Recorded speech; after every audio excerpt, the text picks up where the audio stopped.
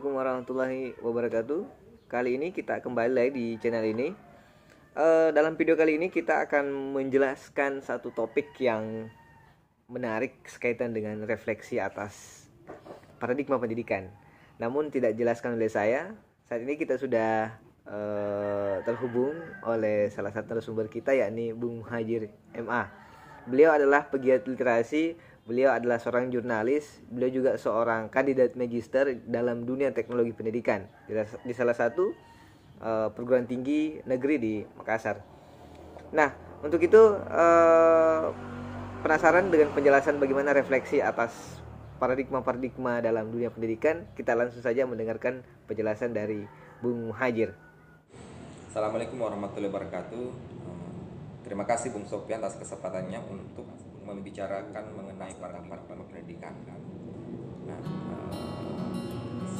sebagaimana pada definisi yang paling standar, paradigma itu adalah cara pandang ya, atau cara seseorang memahami dunia yang terdiri dari seperangkat pengetahuan dan nilai yang nanti kemudian akan menjadi pandangan dunia seseorang. Jadi bagaimana seseorang memandang dunianya, memandang realitasnya itu bergantung dari model paradigma apa yang dia anut. Paradigma itu sendiri kita tahu bahwa tumbuh dan berkembang dalam masyarakat kita, dalam sebuah komunitas juga, termasuk berkembang dalam dunia pendidikan.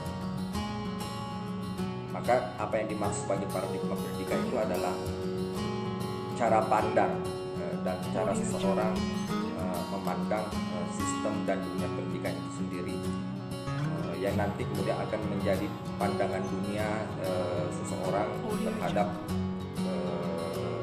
sistem pendidikan atau terhadap caranya memandang dunia pendidikan atau sistem pendidikan itu sendiri.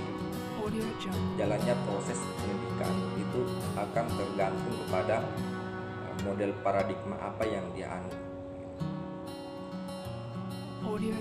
Apakah nanti kemudian pendidikan itu sendiri akan menjadi penyumbang perubahan sosial, atau justru melanggengkan dan melegitimasi struktur dan sistem sosial yang ada? Itu tergantung dari model paradigma apa yang dia anut. Makanya model paradigma keliru yang diterapkan dalam sistem pendidikan kita akan juga membawa pendidikan itu sendiri pada jalan yang keliru, termasuk membawa pendidikan ke arah untuk melegitimasi dan melanggengkan status quo, melegitimasi dan melanggengkan sistem sosial yang menindas struktur sosial yang membuat ketimpangan, ketidakadilan dalam kehidupan kemasyarakatan kita. Makanya paradigma yang tepat yang dipraktikkan dalam sistem pendidikan kita akan membawa pula pendidikan sendiri pada proses yang lebih baik. Kalau kita identifikasi ya, setidaknya ada 3 paradigma pendidikan yang berkembang di Indonesia. Yang pertama adalah paradigma pendidikan konservatif, yang kedua adalah paradigma pendidikan liberal, dan yang ketiga adalah paradigma pendidikan kritis. Yang ketiga ini yang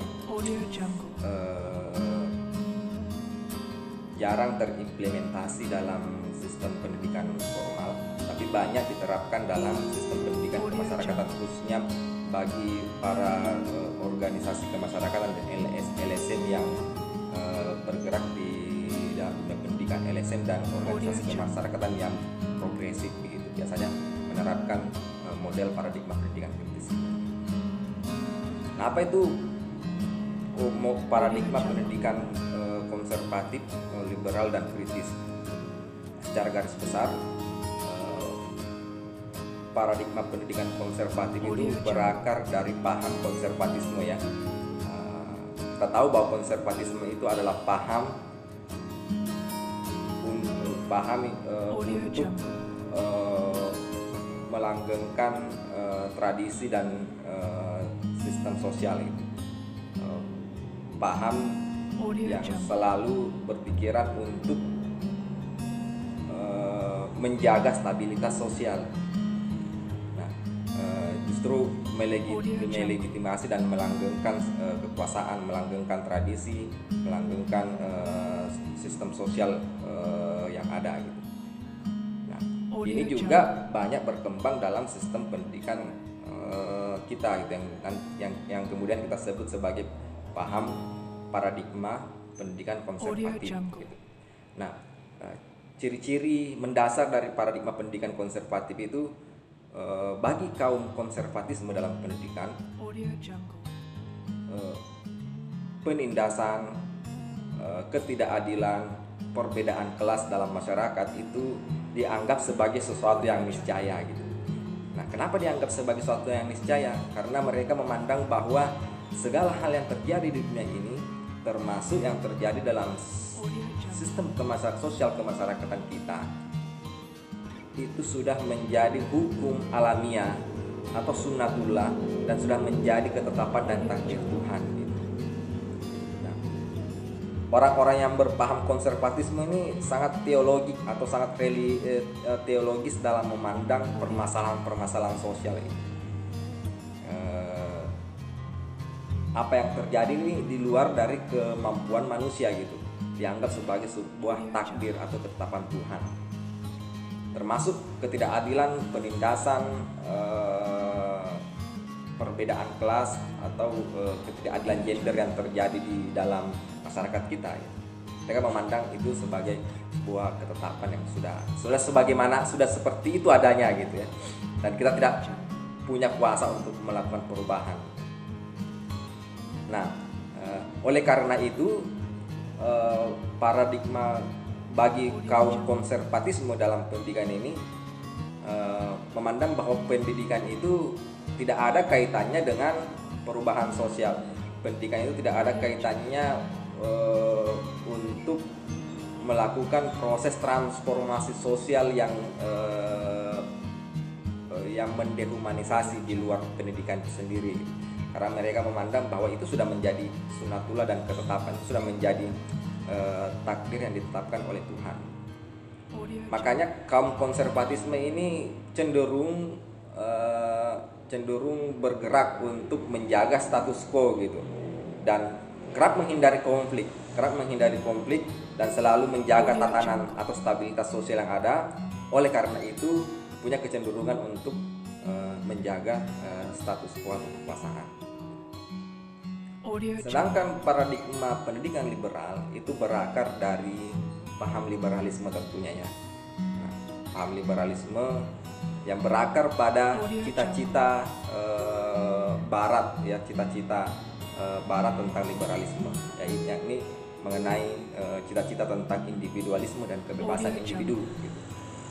Nah, bagi paradigma pendidikan liberal, karena dia berakar pada cita-cita tentang individualisme dan kebebasan individu, maka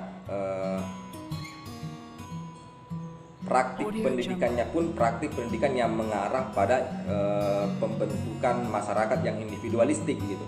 Makanya paradigma pendidikan liberal ini ketika dianut dalam sistem pendidikan, maka akan menghasilkan sebuah sistem pendidikan yang kompetitif dalam artian bahwa anak didik itu diarahkan untuk mengejar prestasi, mengejar nilai tinggi melalui cara persaingan atau kompetisi. Itu bisa kita lihat dari sistem ujian nasional, bisa kita lihat dari bagaimana siswa diajak untuk mengembangkan kemampuan individualnya untuk menjadi yang terbaik agar bisa menghasilkan nilai yang terbaik, prestasi yang terbaik, mengalahkan teman-temannya. Nah, sistem persaingan ini membuat anak didik atau peserta didik cenderung individualistik dalam proses pendidikannya gitu. Karena memang pada dasarnya paradigma pendidikan liberal ini, karena dia berpaham liberalisme atas dasar cita-cita individualisme dan kebebasan individu, maka sistem persaingan yang individualistik ini pun juga diterapkan dalam sistem pendidikan kita. Nah, bagi kaum liberal dalam sistem pendidikan kita itu dia paham bahwa ada masalah dalam realitas kemasyarakatan kita gitu.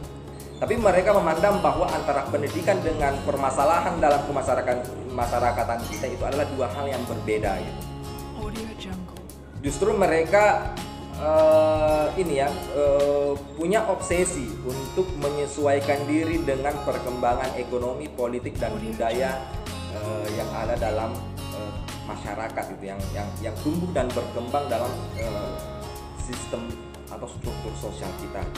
Karena masyarakat kita hari ini adalah masyarakat yang cenderung kapitalistik, berpaham kapitalistik, maka pendidikan diarahkan untuk membentuk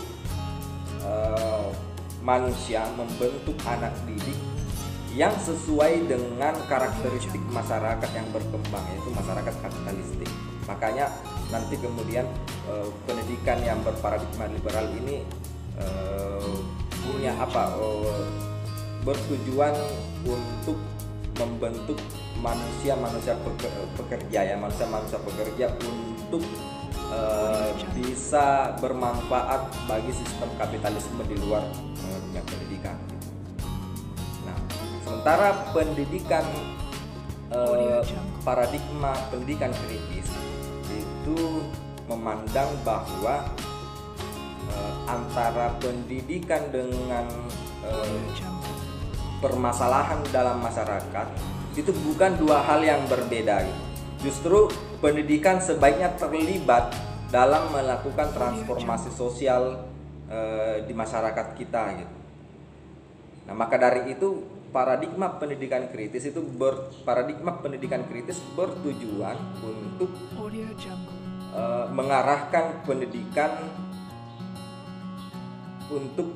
mengarahkan pendidikan dalam melakukan perubahan atau transformasi sosial gitu.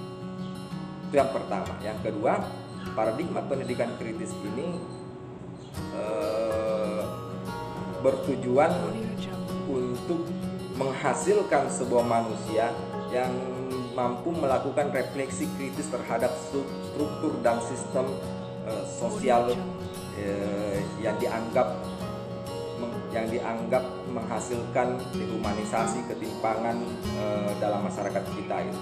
Karena bagi paradigma pendidikan kritis, ketimpangan, dehumanisasi yang terjadi dalam masyarakat kita itu disebabkan oleh struktur sosial yang tidak adil pula gitu. Karena struktur sosial ini tidak adil, maka akan menghasilkan kondisi masyarakat yang tidak adil juga gitu. Karena struktur sosial ini yang penyebabnya, maka paradigma pendidikan kritis itu mengarahkan pendidikan agar sanggup melakukan refleksi kritis, agar sanggup melakukan kritik radikal terhadap struktur sosial ini dan turut serta mengubah struktur sosial ini agar tidak lagi menyumbang dehumanisasi dalam masyarakat kita gitu. Maka obsesi utama dari paradigma pendidikan kritis ini adalah melakukan turut berkontribusi untuk menghasilkan humanisasi dalam kehidupan masyarakat kita, melakukan kritik terhadap dehumanisasi dan menyelesaikan problem dehumanisasi dalam masyarakat kita. Maka definisi pendidikan dalam paradigma pendidikan kritis itu adalah memanusiakan manusia gitu. Nah, definisi pendidikan yang selalu kita gaung-gaungkan, memanusiakan manusia, itu sebenarnya berasal dari tradisi pendidikan kritis sebenarnya, tradisi pendidikan berparadigma kritis. Karena itu tadi, bahwa tujuan mereka itu adalah humanisasi, tujuan mereka adalah memanusiakan manusia. Dengan cara apa? Dengan cara merombak struktur sosial yang dianggap menindas ini, yang menghasilkan ketidakadilan dan ketimpangan dalam masyarakat, dengan melakukan transformasi sosial gitu, dengan melakukan kritik radikal, refleksi kritis terhadap struktur sosial ini, dan turut serta melakukan transformasi sosial dalam masyarakat. Apa perbedaan dasar paradigma pendidikan tadi gitu. Secara detail ya, perbedaan ketiganya ini bisa kita lihat dari sistem paradigmatiknya, model pendidikannya, dan model kesadaran yang dihasilkan paradigma pendidikan ini gitu. Nah, tadi sistem paradigmatiknya itu sudah kita lihat ya. Konservatisme itu berasal dari paradigma pendidikan konservatif itu berasal dari cita-cita tentang konservatisme. Liberalisme itu, paradigma pendidikan liberal itu berasal dari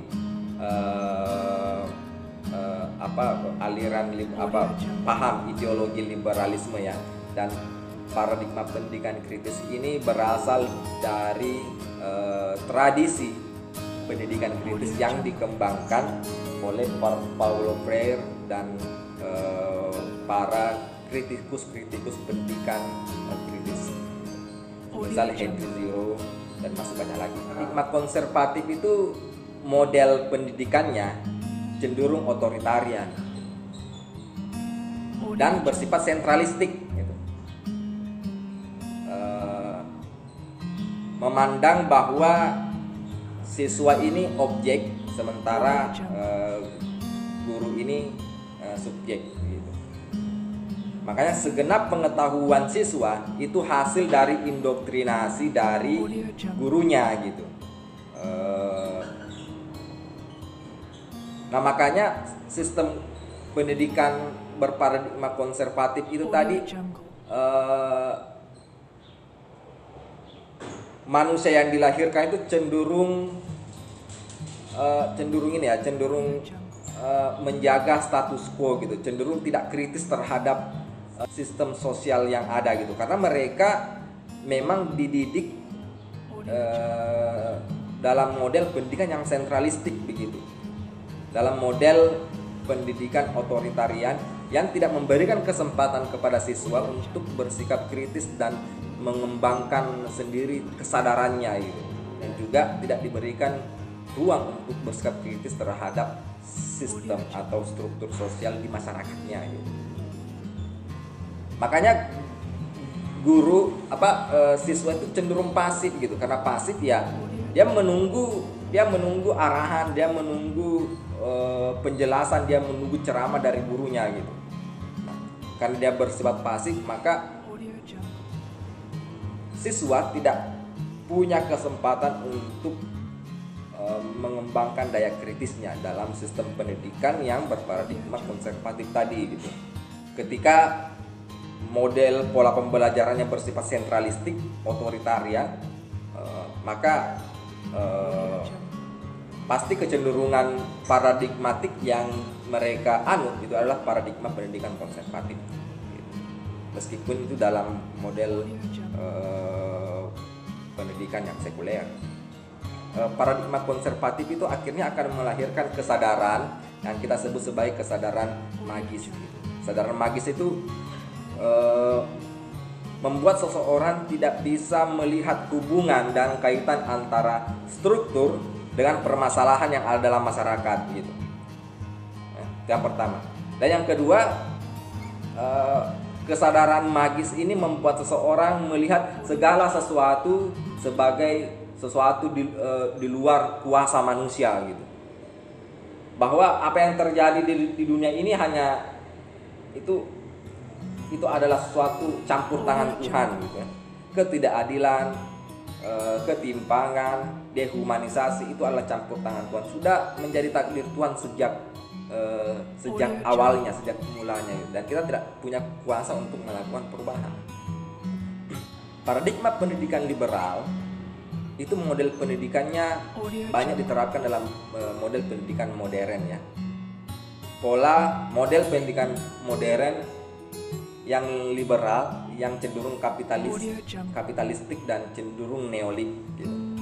Pendidikan berparadigma liberal ini lebih banyak diimplementasikan, dianut melalui sistem pendidikan saat ini gitu. Karena pendidikan saat ini itu pendidikan modern yang cenderung kapitalistik dan neolik. Tujuan utamanya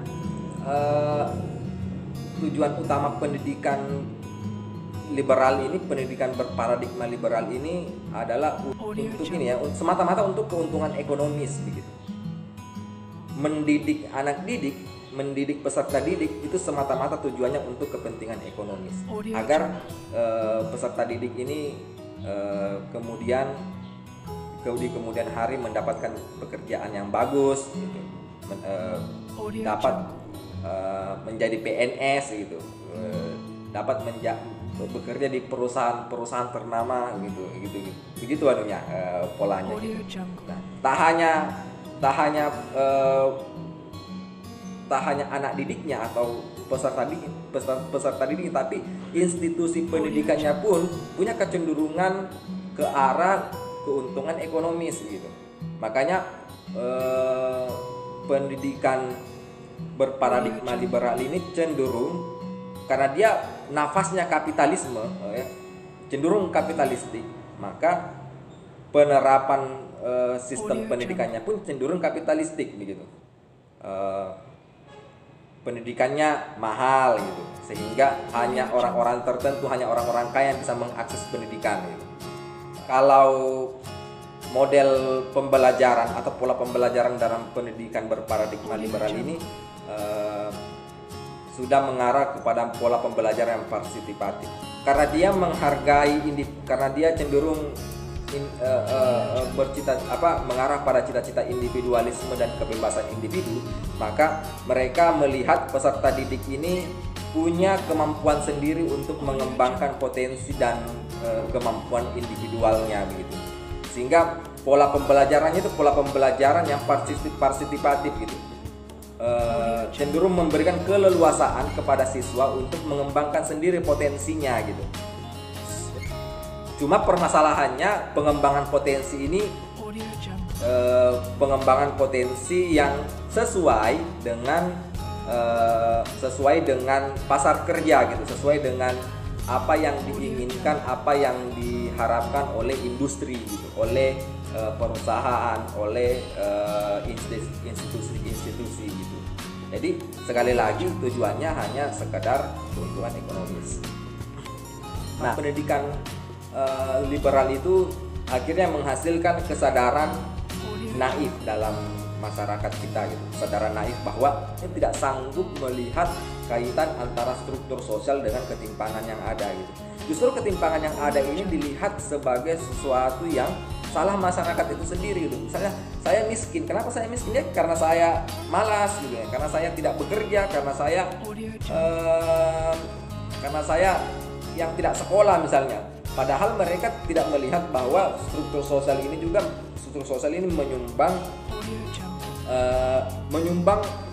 menyumbang situasi-situasi masyarakat ini tidak bisa hidup sejahtera gitu.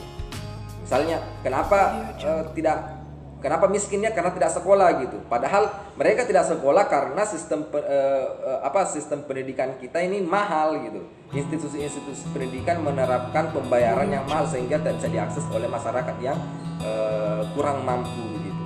Nah, akhirnya bisa kita lihat bahwa ternyata bukan salah mereka tidak sekolah, tapi mereka tidak sanggup untuk sekolah karena biaya pendidikannya mahal gitu ya.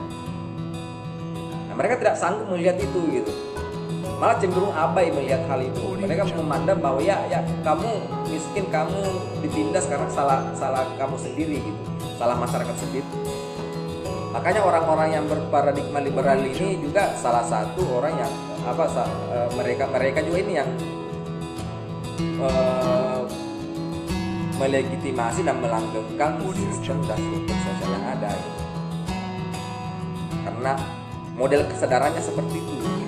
Nah, sementara pendidikan kritis itu model pendidikannya itu bersifat egaliter. Pertama, model pendidikannya juga tujuannya untuk transformasi sosial, untuk humanisasi, untuk membangun kesadaran kritis. Guru dan murid itu bukan dua relasi yang timpang, tapi dua relasi yang setara gitu dalam model pendidikan berparadigma kritis. Guru subjek, murid juga subjek gitu. Sama-sama belajar, sama-sama punya hubungan yang setara. Nah, model pendidikan paradigma kritis ini cenderung diterapkan dalam model pendidikan kemasyarakatan gitu, melalui NGO, LSM yang progresif gitu. Nah, model kesadaran yang dihasilkan karena dia bersifat radikal dan progresif untuk transformasi sosial, untuk humanisasi, untuk melakukan refleksi kritis terhadap struktur sosial, sistem sosial yang menindas itu, refleksi kritis terhadap dehumanisasi yang terjadi dalam masyarakat. Maka model kesadaran yang dihasilkan melalui proses pendidikan berparadigma kritis ini adalah model kesadaran yang kritis gitu. Model kesadaran kritis ini adalah seseorang yang berkesadaran kritis itu mampu dan sanggup melihat kaitan antara struktur sosial dengan ketimpangan yang ada gitu.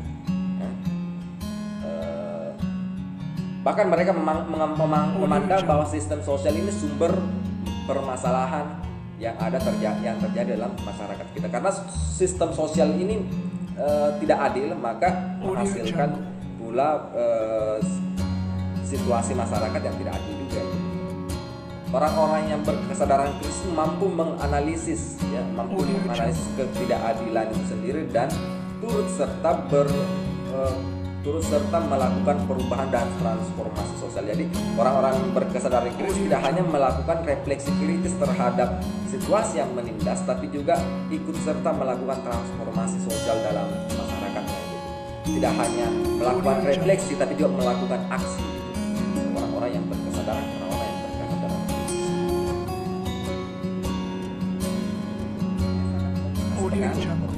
Paradigma pendidikan kritis ini menjadi alternatif pendidikan kita saat ini. Saya sangat berharap bahwa pendidikan paradigma kritis ini bisa diimplementasikan dalam pendidikan formal kita gitu. Cuma kan cita-cita ini yang susah terimplementasi karena pendidikan kita yang sudah cenderung liberal akhirnya susah menerima model pembelajaran radikal, model pembelajaran kritis seperti yang diharapkan dalam pendidikan berparadigma kritis. Saya berharap ini bisa diimplementasikan gitu ya. Setidak-tidaknya ada guru atau dosen-dosen yang progresif, ya, dosen-dosen yang progresif yang secara diam-diam, ya, secara diam-diam mengimplementasikan model paradigma pendidikan kritis dalam proses pembelajarannya di sekolah dan proses pembelajarannya di kampus gitu. Dan kita sebenarnya bisa menerapkan ya sepenuhnya model paradigma pendidikan kritis ini ketika kita menciptakan sendiri sistem pendidikan di luar dari sistem pendidikan formal gitu ya. Anggaplah misalnya